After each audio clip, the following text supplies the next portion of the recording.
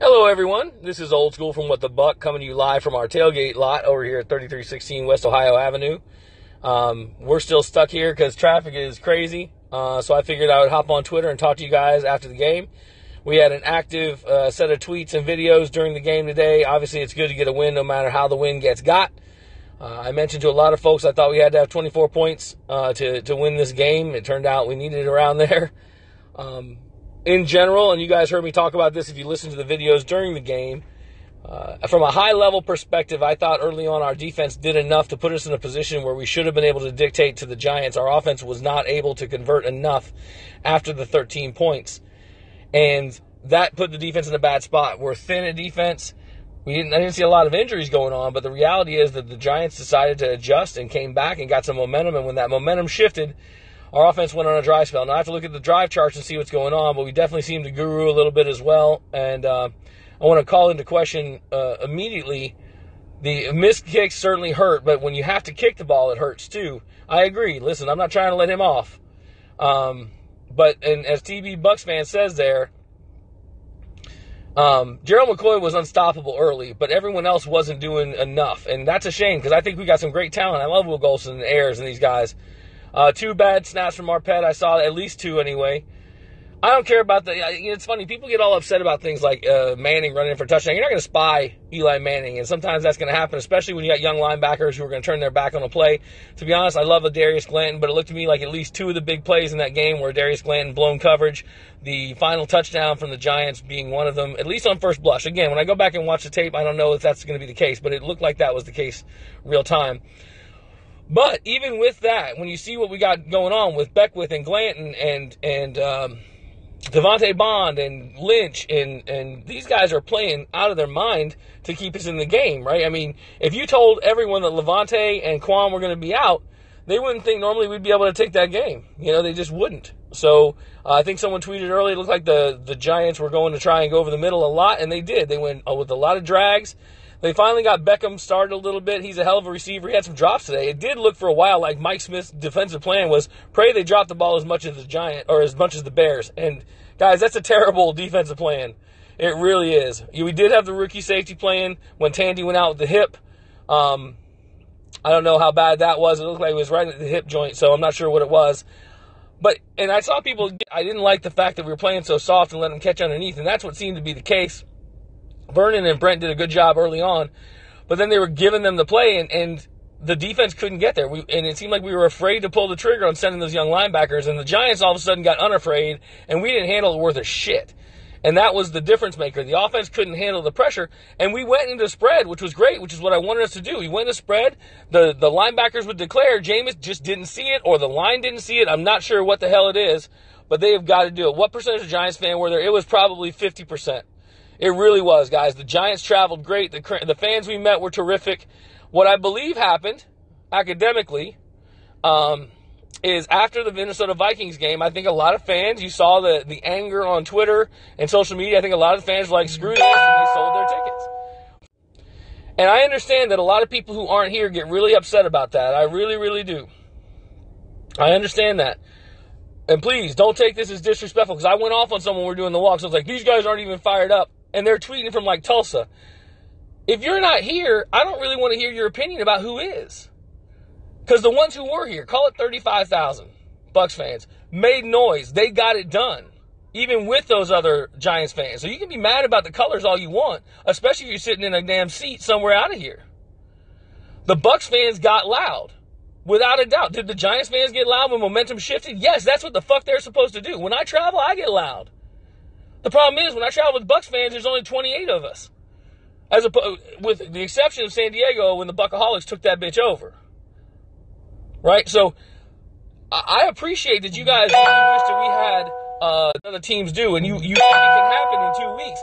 But off this ship after the Minnesota Vikings game at halftime, I had people today who were saying the game was over at halftime. Listen, I love y'all. I do. And I love the people that pay attention to the podcast. I really love the people that come to our tailgates. But y'all can all just blow me if you want to talk shit from another place. I don't want to hear it. Because my ass was here at 7 o'clock in the morning with a lot of other dedicated Bucks fans making this shit work. Do I think it's going to be a good game on Thursday? I don't know. I didn't think that the Panthers would have a good game against that team today, and they went ahead and beat them. I cannot explain this enough to everyone. This game is parity. I said it earlier. This is dick measuring time for us. You go against the best to determine what's going on. Bucks and Patriots. What's going to happen this week, and I'll tell you, I haven't even listened to the press conference, but I guarantee you this is what's going to happen. Winless team. You barely eked one out. This wasn't a quality opponent. It was the opponent we got to play today. And we walked out with a win. I don't care if it's 1 point or 1,000 points, we walked out with a win. That puts us at 2-1. You think Atlanta wouldn't have liked a 1-point win over a shitty Buffalo team? I guarantee you right now Atlanta would have taken a 1-point win over a shitty Buffalo team. So, anyway, do I think that Thursday's going to be a good game? Yeah. What I hope is that Dirk Cutter and Mike Smith step up. I love those guys. They're both really bright football guys, but they have got to get their heads out of their asses and stop falling apart sometimes. This is not, in my opinion, an issue with talent on the team. Now, the injuries hurt us on defense for sure, but on offense, he has plenty enough talent. Plenty enough. But when you are goal to go in the half-yard toss to the short side of the field, making it 6 yards out, dude, that is absolutely fucking boneheaded. It is terrible. And then you throw a shitty pass. Jameis throws a shitty pass on the fade. And he tries to squeeze one in the break. Yeah, did he hit his hands? Yes, but it's the toughest throw we could have. A back who's averaging 5 yards a carry. Yes, I know he had a 36-yard carry, and that makes things skewed. But you went out and got J.R. Sweezy. You got all this meat. You can't get a half yard? Well, you know what? You can't get a half yard because you gave up 4 yards on first down with your dumb play call. Now, and believe me, I love Dirk Cutter. This is not me hating Dirk Cutter. He is a brilliant football mind. So is Mike Smith. But they have got to get this done. I don't care who you line up. Put Swaggy in at fullback and run the goddamn ball up the middle like football is meant to be played. When we're out between the 20s, I got no issue. You know me. I want to be in spread. I want to move the ball around. But when you get down inside the 5-yard line, you better nut up. Anyway, I was super pleased with the fact that we got the W. I think this week will be good. The podcast will either be Tuesday or Wednesday. I'll let you guys know what's up with that. I would still cut Nick Folk. I don't care if he made that last field goal. If Jameis had taken a half-yard step back when he took that knee, that damn thing would have doinked off the thing. We would have to take another one. Hey, listen, I am relaxed. I'm excited, right? I am excited. But I'll tell you what, some of this stuff it's incredible to me what people say. I don't know if they trust him or not. And that was the other thing I was going to say. Right now, and like I said, I haven't listened to the presser, but I guarantee this week is going to be all about Dirk Cutter doesn't trust his offense enough to go for the end zone at the end of the game. It's not going to be about the Bucs got to win over the Giants. It's not going to be about Jameis being clutch on the final drive, getting us down there in field goal range. It's not going to be about any of those things. It's going to be Dirk doesn't trust the offense. Because I'm going to tell you guys, you guys know we're not about clicks. We don't care. And this isn't about anyone. This isn't about alternative media. This isn't about mainstream media. I don't give a shit where you are. If you get paid to write or you don't get paid to write. If you're writing a bunch of TMZ shit, don't do it. And I'm not calling out anyone in particular because I haven't read a single thing. Maybe no one will do it. But if the narrative is all about not trusting people, this is nothing but soap opera. Guys, get it the fuck out. So, anyway, that's just my opinion on it. Like I said, this isn't the usual suspect, me bitching or anything like that, because I haven't seen a single thing from anybody. But I know after watching what happened today, that's going to be what everyone's going to be talking about. At this press conference, come this week, these press conferences are going to get chippy. We're lucky we won. Because I'm telling you, our team is not mature enough to handle losing the way we did against the Vikings. They already showed us they're not mature enough for it. And that had me upset, and I need them to get mature about it from the top down. But Opie, hey, listen, I appreciate it, man. I am relaxed. I'm passionate. Y'all know that. I appreciate y'all paying attention to this. I appreciate everyone who came out to the tailgate. We had a great time with these fans. It was nuts. The walk was great. Hopefully you guys got some good video from what we were shooting on that. It was phenomenal to walk through the stadium and be making all that noise. We had Giants fans videoing it. Everyone was great. The attitude was great. We're looking forward to it Thursday night. So next management position be like, I don't know. I don't think we're at that point, to be honest. I don't think we're at that point. I think you got a team with a lot of talent, and that's because this team has gone out and gotten a lot of talent from GM down. I just think everyone's got to mature a little bit, and that's fine. I'll wait for it. Just acknowledge that it needs to happen. Show growth. That's all. It's not hard. So, as a Bucs fan, I'm happy to be 2-1. We get to measure ourselves against the Patriots. Big throws by Jameis, I agree. He was a little bit behind on throws all day today, which was weird. There are a couple that when when he was throwing outs, he just wasn't leading the receiver to safety. Jackson was frustrated. Well, Jackson got frustrated on one because on the 2-point conversion, he was wide open and Jameis threw behind him. This is one of the things you deal with Jackson. I love Jackson. I love his talent.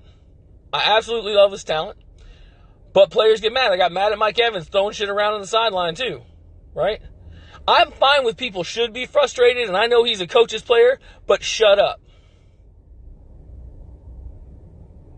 This is a job. With all of the talk people doing about this being a job, and I'm not going to get into the political side of this, because if y'all care about that, I got a whole nother podcast for it.